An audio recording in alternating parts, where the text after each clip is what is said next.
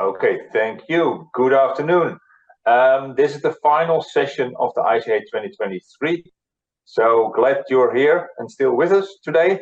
We have a couple of very good speakers. A couple of those speakers won a prize for the best paper yesterday, but I'll come back to that. But we start this session with Rosalind, Rossouw, building a sustainable bridge to tomorrow. And Rosalind is a life actuary with over 20 years of professional experience, with a broader background in the fields of life insurance and pensions, consulting both in the United Kingdom and in South Africa. Rosalind is a member of IFoA's Sustainability Board and is primarily responsible for supporting the community's portfolio with a particular focus on helping to oversee the Sustainability Volunteer Group. She also volunteers for the Institute and Faculty of Actuaries by serving on the Diversity Action Group and has previously been a member of Life Conference Committee and has also chaired the IFoA's COVID-19 Actuarial Task Force Capital Management Workstream. Furthermore, Rosalind is passionate about being an ambassador for the global actuarial profession and serves the international actuarial community as a member of the IAA Life Section Board and the IAA Life Section Resource and Environmental Forum. Rosalind has previously presented at the ICA 2014, the virtual ICA 2018, European Congress of Actuaries in Lisbon 2019, and various IFoA and IAA conferences and webinars. She has also written articles published in the Actuary magazine. Please join me in welcoming Rosalind for building a sustainable bridge to tomorrow. Rosalind, the floor is yours. Thank you for that introduction. So to begin, it's important to me that I share with you that sustainability isn't directly part of my day-to-day role.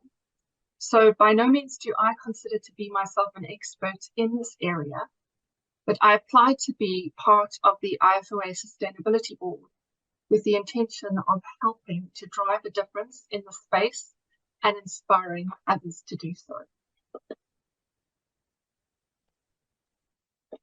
So why sustainability?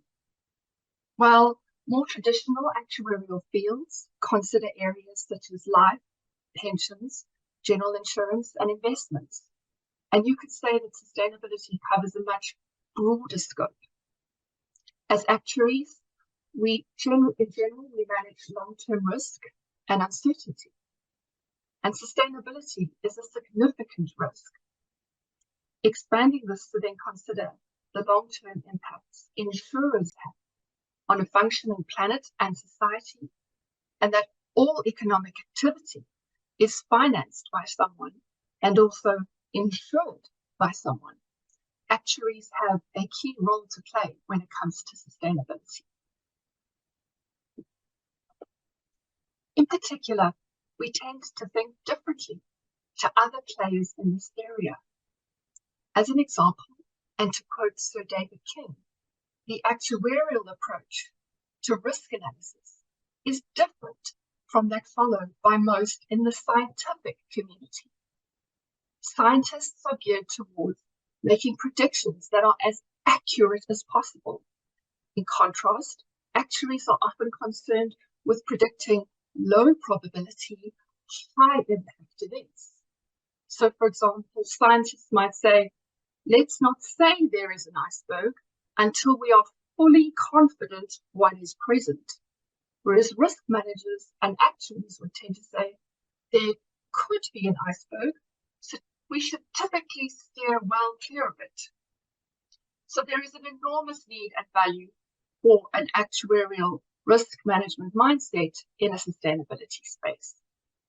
So in the spirit of steering well clear from icebergs, let's take a look at a few examples of how actuaries can be more involved in sustainable activity.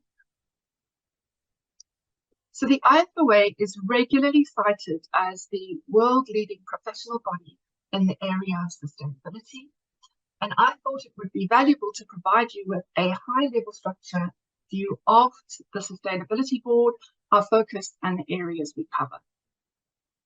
So much like the objectives of this presentation, The goal of the Sustainability Board is to inspire and equip.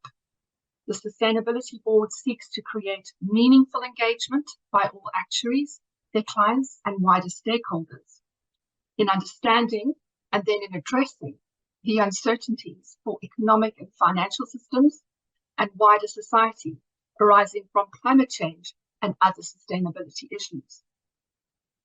The board also seeks to be a centre of expertise and leadership for the IFoA in climate change and other sustainability issues, and aims to help identify, educate, and raise awareness of these issues to support the profession in acting in public interest.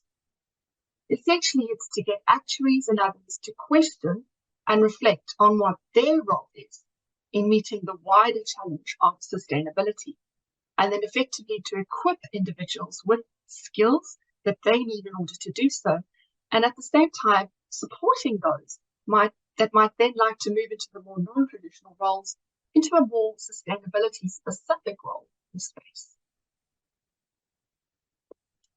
This slide shows the structure of our Sustainability Board. So there is a 3-year rolling chair with 6 portfolios that sit under the chair, focusing on different things, but which all work and engage collaboratively together. A very simple example being an event which would showcase a recent piece of research output. And over the past year, the board also established an early careers board. And that was brought about by the board's desire to actively engage a broader group of people, particularly people at the early stage of their career, not just to gather a broader insight, but also as a result of realizing that a lot of our younger members are very actively engaged in the sustainability space. My role on the board is as the community's portfolio co-lead. Before I cover a few of the community's portfolio key highlights, I wanted to also share a slide with the 17 Sustainable Development Goals. And this is because when I get asked about sustainability, and when many people think about sustainability, they might only think that this covers climate change, whereas the scope is a whole lot wider. So this graphic is widely available, and the beauty of it is that it highlights all of the facets of sustainability. For example, climate action has social and justice elements to it. There are also interactions with life on land and life below water, as well as all of the economic transformation associated with being a target net zero. Much like the heading says, it really is 17 goals to transform our world. And I've included it in this presentation to enable those listening today to think about how and where these elements interact with one another. So moving on to my community's portfolio, one of my board responsibilities within this portfolio is leading the Sustainability Volunteer Group, or the SVG. So this group was launched in September 2020, and it plays a critical role in supporting the IFoA and the Sustainability Board. Many of its members have been drawn upon to assist with various sustainable related activities. And the beauty of the SVG, in my opinion, is much like me, you don't have to be an expert in sustainability to be a member.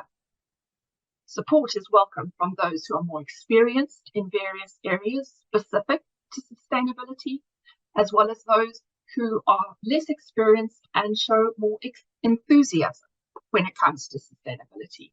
And I still tend to include myself in that latter category, as I often joke with my peers, the more I learn about sustainability, the more I realize there still is to learn. Members of the SVG also do not need to be fully qualified actuaries. We have a mix around 50% students and 50% qualified fellows. And although just over half of our members are from the UK, our membership is also relatively diverse. We have volunteers from India, Africa, Australia, the rest of Asia, Europe, and the Americas. Being an SVG volunteer also means that there's no minimum expected level of volunteering time commitments. Various opportunities and requests for support are circulated as and when they become available. and members are free to apply or just simply express interest. There is also often a lot of synergy between the various areas that SVG supports. I'll be highlighting some of SVG's key achievements, which I hope will inspire you in your professional body or with your employer. So the first of these was the formation of a newsletter and digital team. The team consists of around 8 volunteers who prepare and promote content via a weekly sustainability newsletter to increase actuarial engagement on sustainability issues. So the team circulate a free weekly email newsletter, which has the latest news and updates, relevant information, and the newsletter has over 1,000 subscribers. They also maintain a LinkedIn group, which also has over 1,000 subscribers, and I've included links in the slide and in the presentation slides that you'll receive after this, if you would like to subscribe to the newsletter or follow the LinkedIn group. So the team itself is managed by 2 co-leads, and pictured here are Tanya and Kat, our 2022 co-leads who have recently stepped down to make way for other opportunities as well as other co-leads. But they enjoyed volunteering together so much that they met up in person socially earlier this year, and they remain in close contact. And since I've joined the board, we have had a lot of team turnover in the digital team, but accompanied by nimble recruitment practices with good leadership succession, it's been a great success. The team also enjoy opportunities to build sustainability contacts within the actual community. They increase their own knowledge on sustainability issues, and they also help raise awareness and knowledge within the profession. And they do this by regularly engaging with the board members for content and for contributions. They also conduct interviews with experts in the field, and these are published in an IFoA blog page. And they also host a sustainability book club, which has become a successful platform for engaging and insightful actuarial discussions on sustainability.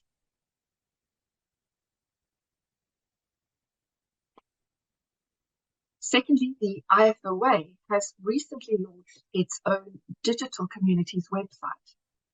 And IFoA members were invited to join a community where they can engage with other members. So this sustainability community is still considered to be in its launch phase. It has around 200 members and it is growing steadily. At this stage, much like the SVG, membership is broadly 50-50 fellows and students. But interestingly, there's a higher representation of IFoA members based outside of the UK, and also a much higher number of members who are under the age of 30, which is really exciting. So in terms of the behind-the-scenes team we established to set up and support this community, the team is made up of a mixture of IFoA staff, board members, and early career force representatives, and also SVG volunteers. The behind-the-scenes team create content, they like posts, they comment on posts, they also make regular use of the sustainability news threads, and they also include links to the IFoA blogs which are published, but the communities page, as you can see here as well, also contains links to all the IFoA sustainability content. For example, the virtual learning environment, the climate change curated library, and also the practical guides. So for IFoA members, this is basically a hub of learning and engagement when it comes to sustainability. So although the community is only available to IFoA members, what I have done in the end of my presentation is include links which are available to everybody in terms of the practical guides and the curated library. So you're more than welcome to use that content for your own learning. Then in 2021, the SVG hosted a 1-hour panel discussion of the new WWF film, Our Planet Too Big to Fail, which is inspired by the Our Planet Netflix series. The film explores the risk of inaction, the impact of investing as usual, and the role the finance sector can play in powering a sustainable future. The panel that we had in the discussion was made up of experts in the field, and it also included Raymond Dirani, who is Head of Sustainable Finance and Green Economy at the WWF. The event was very well received, and it brought many international volunteers together virtually across the world for the first time. And then earlier this year, the Sustainable Finance community held its first film club event. So they expanded on the book club into films, and the WWF film was screened again. And the digital team also wrote a blog about the ensuing actuarial discussion, and I've also included links here to details of the WWF film if you would be interested in watching it yourself or hosting a screening at your workplace or in your actual community, as well as a link to the film club blog. So the SPG also looks to collaborate with actuaries around the globe.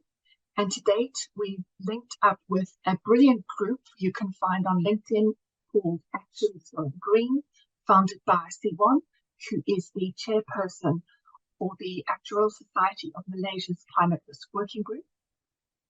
And we've also supported the work of the Actuarial Association of Europe by providing sustainability speaking, virtual events, and we've also supported the Sustainability and Climate-Related Working Group. In terms of other collaborations, a key collaboration was the Tipping Points paper, which was published late last year, and which was a collaboration between experts and scientists from the Climate Crisis Advisory Group and actuaries from the IFoA Sustainability Board. I have included a link to the paper in the slide, and as part of this, I invited the co-authors, Sir David King, Lucy Say, and Sandy Trust, who are also members of our board, to speak about the conclusions of their paper at our annual live conference last year. So this isn't a typical live-specific topic, but it was incredibly well received by the audience. And I'd encourage you to invite a sustainability expert to your local actuarial bodies annual conference or just a small meeting as a keynote speaker or plenary speaker. And as part of the collaboration, I'd also just like to flag a forthcoming paper, which is titled The Emperor's New Climate Scenarios. And this paper will dig into the limitations and assumptions of climate change scenario modeling. So when I first set out to describe this session, I wanted to suggest ways in which actuaries can become more involved in sustainable related activities within their local society, but also to encourage the employers and their professional bodies to better equip actuaries to better apply their strengths and their skill sets in the field of sustainability. So much like the goal of the Sustainability Board to inspire and equip, I hope that this presentation has both inspired you with some ideas and that the links contained in the appendix to this presentation will enable and equip you with the tools to do so. Please feel free to get in touch with me on LinkedIn or with any member of the IFoA Sustainability Board if you'd like to bounce any of these ideas around. And with that, I'd like to thank you for your attention, and I'm also happy to take any questions you have either now or at the very end of the session. Okay, apologies. We had some technical difficulties, but we are open the floor to any questions that we have. I'm waiting for questions to come in through the chat, and while we are waiting, let me ask the first questions.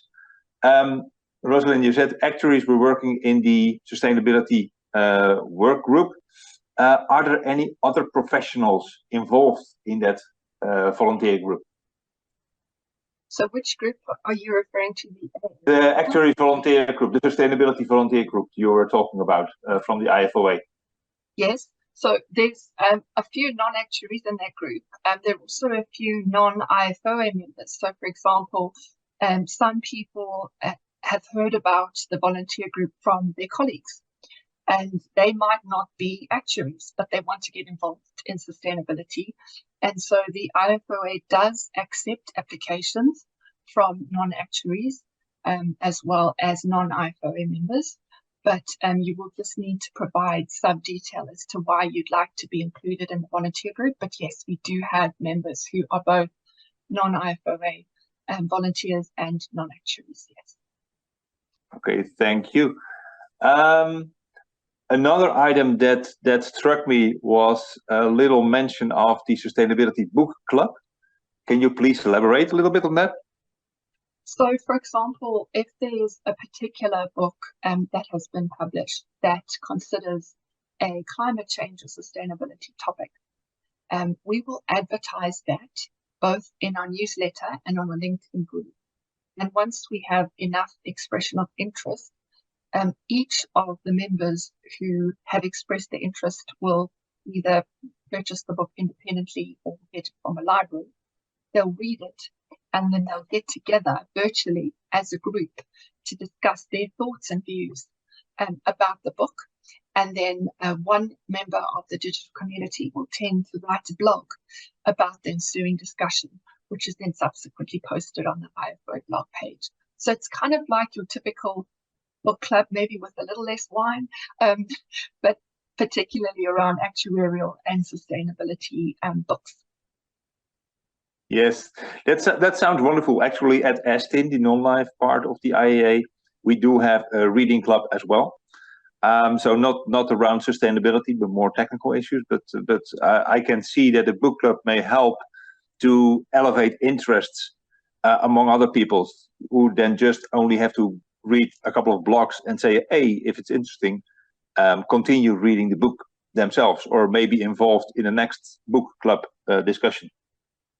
I think, Michelle, the thing we set up is engagement. And I think that's key, because it's the discussion, it's hearing other people's diverse views and thoughts on the matter, and also just the exchange. Because effectively, if you can look at, the diversity of our membership, you could potentially at a book club have people from India engaging with people from the UK. And so their, sustainability situation might be very different. The risk they're considering, in terms of climate change could be very real, as we know. And so I think those kinds of conversations really bring it home. Yes, I can see that. Maybe it's kind of, we have 5 more minutes and still don't see any other questions coming in through the chat. So unless any of the other... Okay, sorry again, some technical difficulties at the end of the session, including some music that will provide some interval music between the 2 speakers, or 3 speakers we have today. At the same time, if Rosalind speaks a little bit up, we can maybe overwhelm the music a little bit and get to the answer of the final question. So I will try my best. It's a bit distracting, I won't lie. So it's effectively within each portfolio, the portfolio lead will decide the structure of the year ahead.